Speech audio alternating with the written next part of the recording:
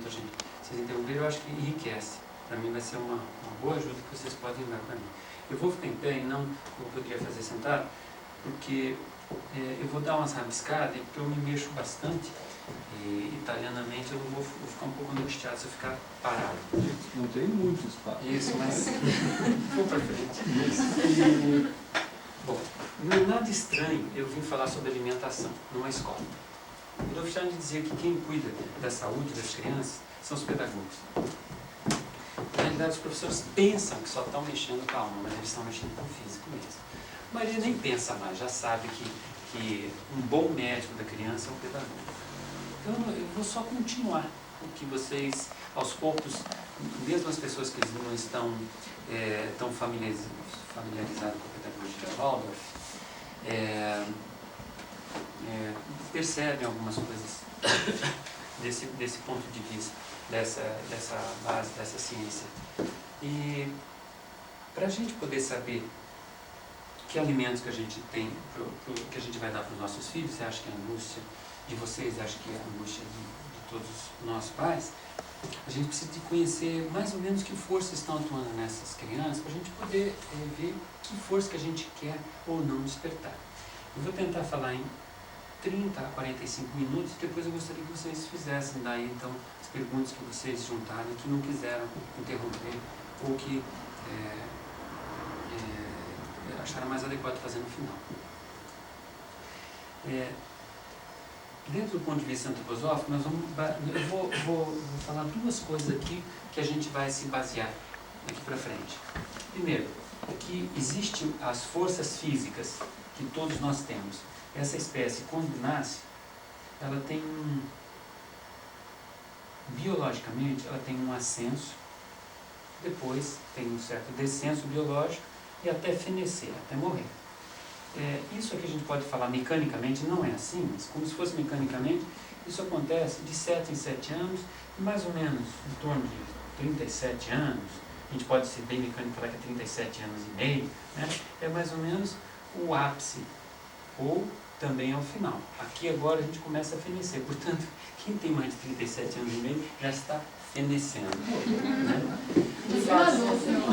Obrigada. De fato, a gente começa a ter déficit intelectual a partir dos 37 meses, a partir dos 35, grosso modo falando, os biogerontólogos, que não são antroposóficos, portanto, eles não compartilham com a gente dos tais setênios, eles já detectam que a partir dos 35 a gente já começa a ter algumas perdas cognitivas. Só como a gente tem milhares de células, isso não é tão claro, tão perceptível. Só com 70 que a gente se dá conta, porque o débito já está grande. Mas a verdade é que aqui a gente já começa a ter algum déficit. Então isso seria a história biológica nossa, especificamente humana. Isso aqui, esses seres aqui, eles são, digamos assim, utilizados, eles são instrumento de um objetivo maior, que é o do mundo espiritual em cumprir as nossas tarefas enquanto seres de uma determinada hierarquia. A gente pode dar um nome, existe um nome bem bonito que eu acho que nós somos nessas hierarquias aí, segundo o conhecimento esotérico, existem as várias hierarquias e a nossa hierarquia tem um nome muito bonito chamado Criaturas da Liberdade. Na realidade, nós somos de todas essas hierarquias altas, nós somos aqueles que podem livremente fazer alguma coisa. E por isso que eles dependem, de certa forma, um pouquinho da gente, ou um bocado da gente também. Portanto, eles estão interessados nos nossos 10 caminhos. E para cumprir esses caminhos, ele utiliza, e esses seres espirituais, se eu pegar o neném que está nascendo aqui, ele está mais ou menos aqui, ele não encontrou com esse corpo, ele vai se encontrando aos poucos, ele vai vindo para esse biológico, e aí ele se encontra e se aprofunda, faz mais ou menos esse trajeto. E aí, a partir dessa idade, ele começa, já tinha uma direção para baixo, querendo chegar ao mundo, conhecer as coisas do mundo, e agora, a partir daqui, ele começa já perceber o mundo espiritual, o imponderável, ele começa a ter umas posturas diferentes e ele começa, exatamente quando aqui esse poder biológico começa a se perder, ele começa a se elevar. E aí já está preparado para ir de volta. Bom, aqui eu estou dando um conceito da antroposofia. Tá? E por que eu comecei de cara falando essas baixarias, né? Podia ter falado de mamão, de papinha de bolacha, o que geralmente eu faço. Mas isso aqui é um conceito que a gente vai se basear. Ou seja, a hereditariedade da espécie, ela tem um impulso. Um impulso espiritual, que é da individualidade humana, que é diferente dos animais, ela é contraditória, ela é contrária ao impulso hereditário. A hereditariedade tem um rumo. A espiritualidade luta contra isso. Existe um conflito entre os dois. A hereditariedade tem uma porção de coisas, uma porção de leis, uma porção de objetivos. O espiritual vai contra e sacrifica isso. Se a gente não tivesse esse conceito, eu não vou conseguir conversar com vocês o que eu vou falar. Por isso que eu tive que pôr esse conceito talvez um pouco esquisito. Que a gente vai chegando, a gente vai incorporando até se aprofundar mais e ter uma, vamos chamar assim, de incorporação plena desse corpo, tomar conta, onde eu penetro como se fosse uma luva até a ponta dos meus dedos. Isso, evidentemente, nas crianças não acontece. Eu vou falar aqui, vou considerar aqui do 0 aos 7 anos, né? Esse contrato a gente pode fazer, né? Vamos falar da alimentação das crianças do 0 aos 7 anos.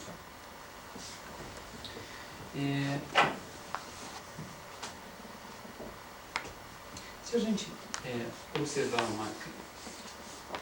o ser humano, e eu não vou poder defender muito profundamente isso, vou ter que expor,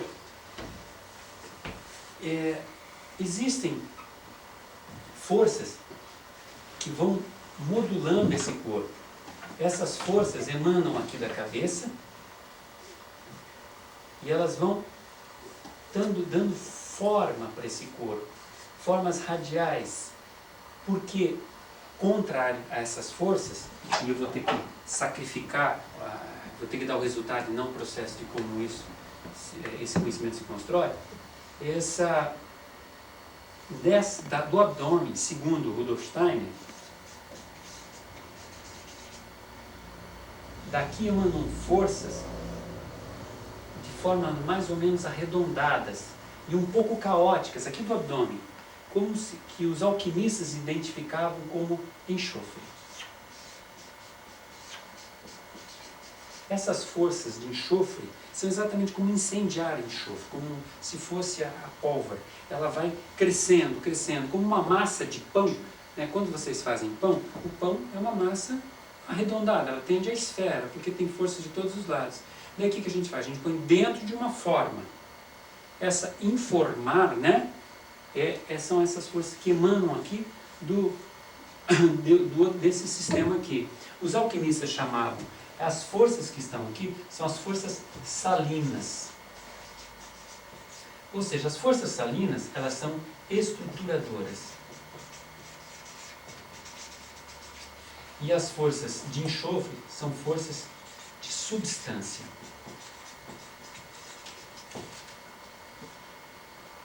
Ou também posso falar que aqui é a forma e aqui é o movimento. Enfim, as duas estão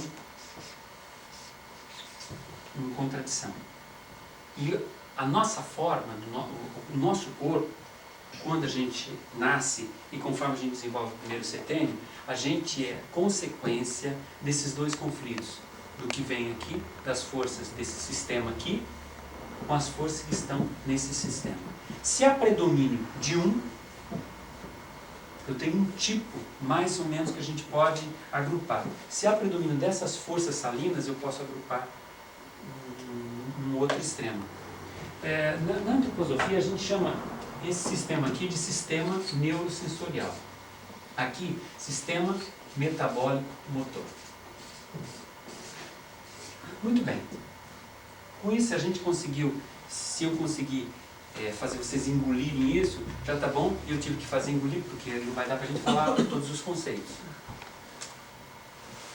Pois bem, quando há predomínio desse polo, dessa polaridade, antes a gente pode fazer o seguinte. Na cabeça, se vocês observarem a cabeça de vocês, a maioria de vocês, e se alguém tiver com febre vai ser diferente, mas em condições normais, a cabeça da gente ela é mais fria. Aqui tem os processos, o esqueleto é por fora, é um exoesqueleto, é uma caixa. Enquanto que polarmente aqui, o esqueleto está por dentro dos membros, mesmo aqui, uma parte bem amolecida. A cabeça ela é fria, aqui ela sacrifica a vida.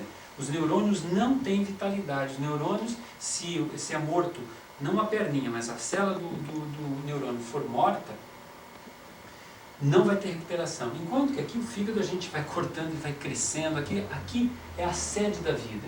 Aqui é a sede da morte. O pensamento só se constrói através do sacrifício da vida, da vitalidade.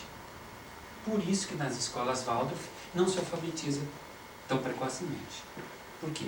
Porque se usar a memória excessivamente, eu estou sacrificando a vitalidade de algum lugar e vai pagar por isso. Existe uma grande especulação no meio antroposófico em relação a essas doenças reumáticas, alérgicas e o próprio câncer, em relação à retirada rápida demais dessa vitalidade que está formando os órgãos por aqui. Ela é sacrificada para o pensamento. Depois dos 7 anos, quando esses órgãos já sofreram essa construção, aí elas estão liberadas para isso. De manhã, o que a gente podia preparar? Vamos lá, as nutricionistas. Suco de laranja. Isso, então vamos lá, os votos, suco de laranja. Como é que é a questão do suco? Isso eu vou ter que fazer um comentário. O suco, porque o refrigerante é o mal, o suco é o bem, né? A gente tem que tomar cuidado com esses mitos. Por exemplo, o soja é o bem agora. O soja vai salvar as mulheres dessa coisa maledeta chamada menopausa. Veja, não tem esse bem nem mal. Tá? O refrigerante talvez seja o mal, mas o suco realmente não é o bem. A diferença entre refrigerante e suco é que não tem tanto açúcar, mas o suco é uma coisa exposta, então ele é tudo oxidado, ele tem um valor biológico muito pobre e a gente toma suco porque é muito gostoso, mas o valor biológico é ruim demais. Você pode usar como um truque, por exemplo, para dar vitamina A e D para a criança, faz suco de cenoura rapidinho, sem expor muito, dá para a criança. Mas o suco é uma coisa que vocês têm que tomar muito cuidado mesmo. Tá? E jamais suco durante suco gostoso, aquela jarra gostosa na mesa, né? Porque você compromete tudo e por uma coisa que não dá para a gente falar aqui, que levaria muito tempo, o estômago, ele é mecanicamente disposto a tomar ou líquido ou sólido. Essa coisa de tomar as duas coisas juntas, no Japão eles fazem um estudo com contraste, eles dão um contraste para o paciente e depois vão vendo como funciona. É bem interessante. A gente tem que comer os sólidos e depois os líquidos, ou os líquidos e depois os sólidos. Mas não dá para misturar, ficar comendo e tomando. Muito menos suco. Então o ideal seria fruta. Veja, não quer dizer que não dá para tomar suco, tá, pessoal? Eu só estou falando como uma coisa teórica. Tá? Deve ser um suco de fruta natural, feito na hora. Isso. Esse suco que faz mal é um suco. E a gente olha o cereal que seja mais distante do mineral, porque o cereal é chegadinho no mineral. Se você olhar um grão de arroz, parece que tem uma pedrinha, não parece? Um calcário, assim, né? Então a gente usa um cereal que seja um pouquinho mais vivo. Antigamente aqui em Curitiba tinha painço, agora não tem mais. A gente pode pegar aveia, porque a aveia, ela ainda ela lembra um pouquinho ela tem mais processo de vitalidade do que, por exemplo, o arroz. Ela é amolecida. A gente pode comer aveia crua, inclusive, né? Os flocos. Então a gente pode preparar um leite, aveia e a gente coloca daí uma fruta. Notou? A gente levou tanto tempo para fazer uma coisa tão simples. Que decepção, né? E o milho, boletim. Milho. Dos cereais, o milho, o que vocês acham? Como é que é o milho, né? Da onde que qual o processo do milho? De onde que ele vem o milho? Os lugares frios, lugares quentes, de onde que é o milho? O milho é da América, ele é o nosso cereal. Então ele é super caloroso. E ele tem exatamente os mesmos processos da fruta. Inclusive ele é assanhado, ele é amarelo, né? Ele tem os processos, ele tem mineral dentro dele, ele é duro, mas inclusive é um dos cereais mais rico em, o menos pobre em proteína. Os cereais são pobres em proteína. Então o milho seria interessante, ou aveia, ou milho. A aveia, se ela tem um aspecto biológico, o milho tem uma tradição, ele tem uma história de vir dos trópicos, de ter essa vitalidade nossa, né? Nossa aqui dos povos de terceira categoria. Então, polenta amassadinho, por exemplo, com banana, você pode escaldar com leite, é um baita do mingau. É um baita do mingau. E não precisa de muito truque, é só isso mesmo. Eu posso, ao invés de banana, eu posso botar maçã raladinha, né? Eu ponho, amasso a banana com a polenta que eu fiz ontem, sem sal, porque esse cara aqui já tem sal, isso que não pode dar sal para cima. Isso sim tem que ser um pouco rígido, tá? Cuidado com o sal. Porque inclusive eles podem ter avidez por sal, tá? Porque eles podem pegar esse princípio hereditário, biológico, e querer reforçá-lo, porque é interessante de certa forma, né? Eles acordam para o mundo mais fácil. Então nós temos que, entre aspas, adormecê-lo, adiar um pouquinho, espera, vai devagar, vai chegar a tua hora. Não queira ter 12 anos quando você tem 6, né? Aí então a banana é uma fruta interessante, a maçã raladinha, que você põe junto com a polenta ou com a aveia, escalda com leite fervendo, deixa 10 minutinhos, só